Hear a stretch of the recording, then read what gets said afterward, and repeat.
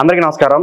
ఇవాళ మన స్టూడియోలో ప్రముఖ ఆధ్యాత్మికవేత్త ఆస్ట్రాలజర్ బ్రహ్మశ్రీ సుభాష్ శర్మ గారు మనతో ఉన్నారు. గురుగారితో మాట్లాడదాం. గురుగారు నమస్కారం అండి. శ్రీమాత్రేనమండి. గురుగారు, రేపే చంద్రగ్రహణం. అయితే ఈ చంద్రగ్రహణం అనేది మన భారతదేశంలో కనిపించదు అంటున్నారు. అది ఎంతవరకు వాస్తవం? అలాగే ఈ చంద్రగ్రహణం యొక్క ప్రభావం మరి ఎలా ఉండబోతుంది? మానవాళికి ఏమన్నా ముప్పు ఉందంటారా? తప్పకుండా తెలియజేస్తానండి. ముందుగా ప్రేక్షకులందరికీ శ్రీమాత్రే నమః, శ్రీ గురుభ్యో నమః. జ్ఞాని నామ్నపి చేతాంసి దేవి భగవతి హిస బలాయ కృషమోహాయ మహామాయ ప్రయశ్చతి. గ్రహణం అనేటటువంటిది మన భారతదేశంలో కనిపించదు. మొట్టమొదటి పాయింట్. ఈ గ్రహణ ప్రభావం అనేటటువంటిది ఎప్పుడైనా కూడా ప్రకృతి వైపరీత్యాల మీదకే దారితీస్తుంది తప్ప మానవాళి మీద ప్రయోజనకరంగా ఉండేటటువంటిది కేవలం 10% వరకు మాత్రమే మానవాళి మీద ప్రభావితం చూపిస్తుంది.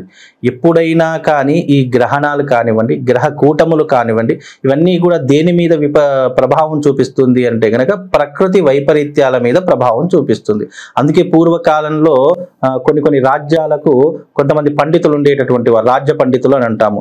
ఆ ఆస్థాన పండితులు ఏం చేసేవారంటే ఇలాంటి ప్రకృతి వైపరీత్యాలు ఎలా వస్తాయి అని సూచించేటటువంటి దానికి గ్రహ కూటములను ఆధారంగా చేసుకునేటటువంటి వారు, ఇలాంటి గ్రహణాలను ఆధారంగా చేసుకునే వారు. కాబట్టి ఈ గ్రహణ ప్రభావాలు, ఈ గ్రహ కూటములు ఏవైతే ఉంటాయో అవి ప్రకృతి మీదనే ప్రభావితం చూపిస్తాయి. అందుకే మొన్న జరిగినటువంటి పంచగ్రహ కూటమి రోజున కూడా కొన్ని జల ప్రళయాలు వస్తాయి, ఆస్తి నష్టం జరుగుతుంది అని చెప్పడానికి గల కారణం ఏంటంటే పంచగ్రహ కూటమి అనేటువంటి భరణి నక్షత్రంలో ఏర్పడింది. కాబట్టి ఆ నక్షత్రంలో ఏర్పడినటువంటి 5 గ్రహాలు దేనికి ప్రభావితం అవుతాయి, అసలు మానవాళి మీద, ఈ భూమి మీద ఆ గ్రహాల యొక్క ఫలితాలు ఏంటో సూచించడానికి మాత్రమే గ్రహ కూటములు చెప్పబడి ఉండడం జరిగింది.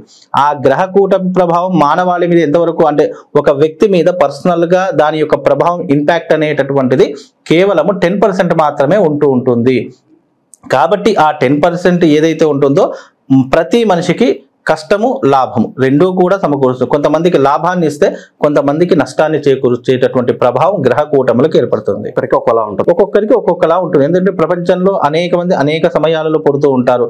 ఈ రోజు నాకున్నట్టుగా మీకున్నది, మీకున్నట్టుగా నాకున్నది. ఎవరి యొక్క గ్రహ ఫలితాలు వాళ్ళకు వర్తిస్తూ ఉంటాయి. కనుక గ్రహ కూటములు అనేటటువంటివి మనిషి మీద ఇంపాక్ట్ అనేటువంటి అతి తక్కువ మోతాదులో చూపిస్తూ ఉంటాయి. అలాగే ఇప్పుడు వచ్చేటటువంటి చంద్రగ్రహణం కూడా మన భారతదేశంలో కనిపించదు.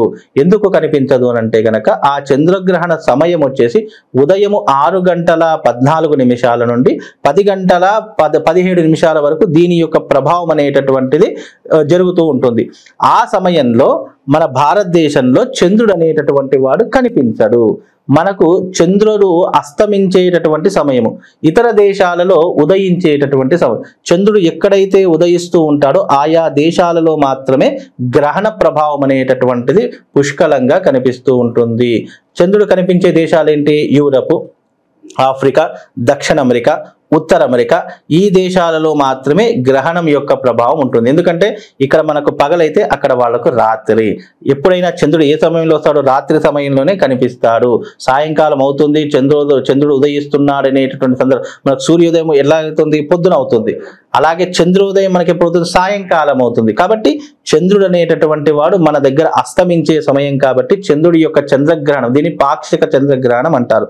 ఈ పాక్షిక చంద్రగ్రహణం మన భారతదేశంలో వర్తించదు.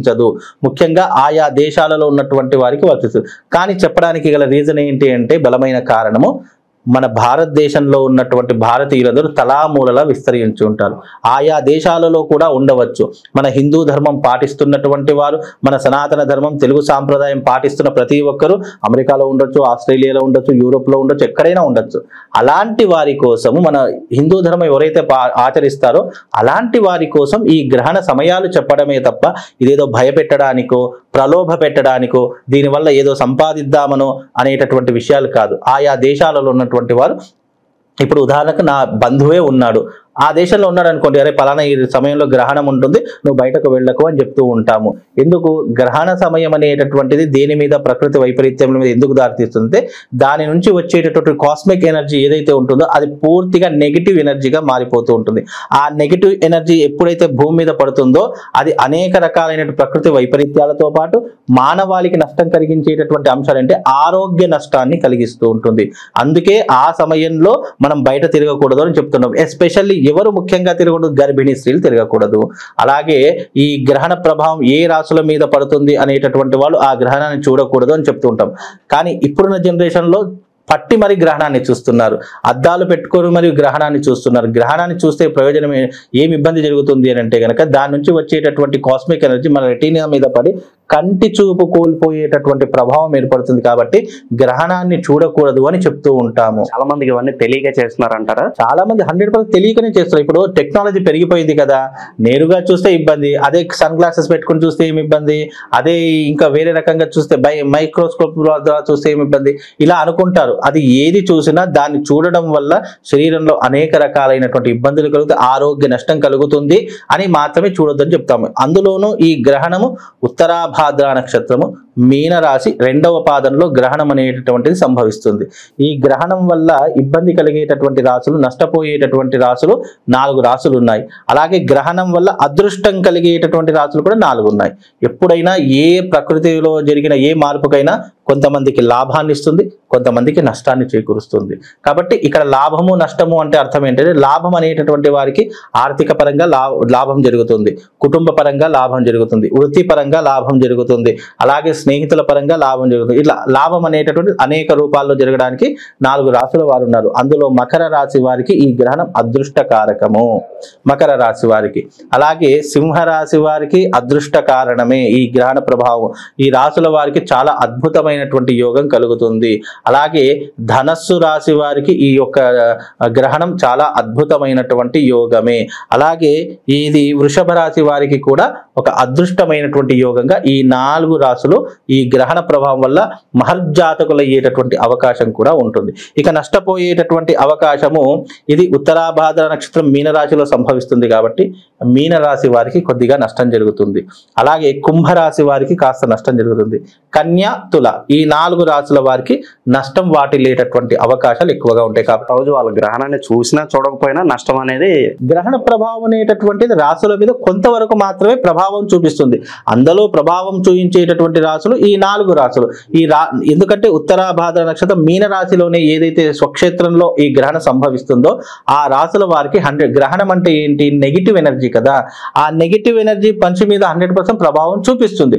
కాకపోతే అది ఎంత శాతం చూపిస్తూ ఉంటుంది, 360 degrees మనకి ఎన్ని డిగ్రీల వరకు ఈ యొక్క గ్రహణ ప్రభావం చూపిస్తుంది అనేటటువంటిది అంచనా వేసుకుంటే మనిషి మీద 10%, 100% గ్రహణ ప్రభావం పడుతూ ఉంటుంది. మిగతా 90% ప్రకృతిలో జరిగే మార్పులు, వాతావరణంలో జరిగే మార్పులు, అలాగే ఈ మధ్యకాలంలో మనం వింటున్నాం ఆస్ట్రాయిడ్ అనేటువంటి భూమికి తాకి అతి చేరువలో పడుతుంది అని చెప్పి అంతమైపోతుంది, యుగాంతం వచ్చేస్తుంది అని ఎన్నో సందర్భాల్లో వింటాము. యుగాంతం ఏమీ రాదు, ఆస్ట్రాయిడ్ వల్ల మనకి ఏమీ జరగదు. కాకపోతే ఏంటంటే గ్రహణ ప్రభావం వల్ల పంచగ్రహ కూటమి ఏర్పడినప్పుడు మనం కొన్ని విషయాలు చెప్పాము. ఏంటి? ప్రకృతిలో మార్పులు వస్తాయి. అది చెప్పిన నెలకు వాయునాడులో ఒక ప్రమాదం జరిగింది, చాలా భీభత్సమైనటువంటి ప్రమాదము. ఆ జలపాతాలు చాలా మంది కొట్టుకుపోయారు, వాయునాడులో అనేక రకాలైన ఇబ్బందులు జరిగాయి. అంటే చెప్పినప్పుడు ఎవరు నమ్మలేరు. ఎప్పుడైనా నిజం ఎప్పుడు నిలకడ మీదనే తెలుస్తుంది అన్నట్టుగా ఈ జ్యోతిష్యం అనేటటువంటిది ఎలా ఉంటుంది అంటే రాబోయే విపత్తులు సూచించేటటువంటి మార్గనిర్దేశనమే తప్ప ఇదేదో అద్భుతాలు చేసేటటువంటిది కాదు. కనుక గ్రహణ ప్రభావం మనిషి మీద ఎలాంటి ప్రభావం చూపించదు. ఒకవేళ చూపించినా అందరికీ ఒక మంత్రం చెప్తాను. ఆ మంత్రాన్ని కనుక చదువుకుంటే గ్రహణ ప్రభావం ఏ 4 రాశుల మీద అయితే నష్టం వాటిల్తుందో ఆ 4 రాశుల వారు ఈ మంత్రం చదువుకోండి. దాని ద్వారా వాళ్ళకు గ్రహణం ఎఫెక్ట్ అని పడకుండా ఉంటుందండి.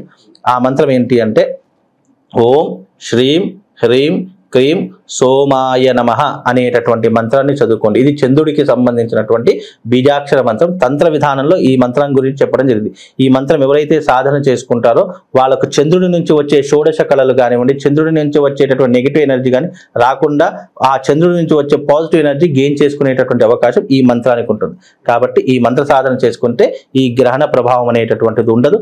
ఆ గ్రహణ సమయం అయిపోయిన తర్వాత చక్కగా దేవాలయానికి వెళ్ళి అక్కడ నమస్కారం చేసుకొని ఒక 11 ప్రదక్షిణలు చేసుకొని చక్కగా అక్కడ ఒక 5 నిమిషాలు కూర్చోండి. ఈ యొక్క మంత్రాన్ని 108 సార్లు కానీ లేదా కనీసం ఒక 11 సార్లు అయినా జపం చేసుకోండి. మీ మనసులో స్మరణ చేసుకోండి. మీకు ఎలాంటి నష్టం రాదు, ఎలాంటి కష్టము కలగదు. మీకంతా శుభం లాభం చేకూరాలని భగవంతుని మనస్ఫూర్తిగా కోరుకుంటున్నానండి. గురుగారు, సాధారణ రోజుల్లో చంద్రుని చూడడానికి చంద్రగ్రహణం రోజు చంద్రుని చూడడానికి అంటే రూపం పరంగా ఏమైనా తేడా ఉంటుందో? ఉంటే ఎటువంటి తేడా ఉంటుంది? అయితే ఇక్కడ చంద్రగ్రహణ సమయంలో మనకు సూర్యుడికి ఈ యొక్క భూమికి మధ్యలో చంద్రుడు అనేటటువంటి వాడు ఉంటాడు. అంటే చంద్రుడి యొక్క కాంతి కిరణాలు ఏవైతే ఉంటే భూమి మీద పడవు. ఆ సమయంలో పడనటువంటి సమయాల్లో ఏమవుతుంది అని అంటే గనక చంద్రుడి నుంచి వచ్చేటటువంటి ఆ కాస్మిక్ ఎనర్జీ పూర్తిగా నెగిటివ్ గా మారిపోయి అది మనకు ప్రాణహానిని కలిగిస్తుంది, లేదా నేత్ర సంబంధితమైనటువంటి వ్యాధులను కలిగిస్తుంది. ఆ సమయంలో చాలా మట్టుకు మనిషి వికృతంగా ప్రవర్తించేటటువంటి చర్యలు చాలా మంది చేస్తూ ఉంటారు. అది ఎందుకు? చంద్రమా మనసో జాతః అని శ్రీ సూక్తంలో చెప్తారు. చంద్రుడు దేనికి కారకుడు? మనస్సుకి కారకుడు.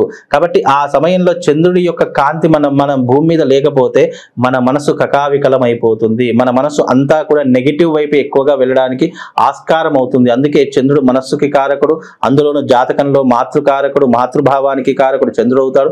కనుక చంద్రుడి యొక్క ఎనర్జీ మన భూమి మీద పడేటటువంటి సమయంలో, ఆ గ్రహణం పట్టేటటువంటి సమయంలో ఏమవుతుంది అంటే అది నెగిటివ్ ఇంపాక్ట్ ని ఎక్కువగా వదులుతుంది. కాబట్టి అందుకే ఈ చంద్రగ్రహణ సమయంలో మనం బయటకు వెళ్ళకూడదు, ఆ టైంలో భోజనం చేయకూడదు. ఎందుకంటే చంద్రుడు ఔషధ కారకుడు కూడా అంటూ ఉంటాము.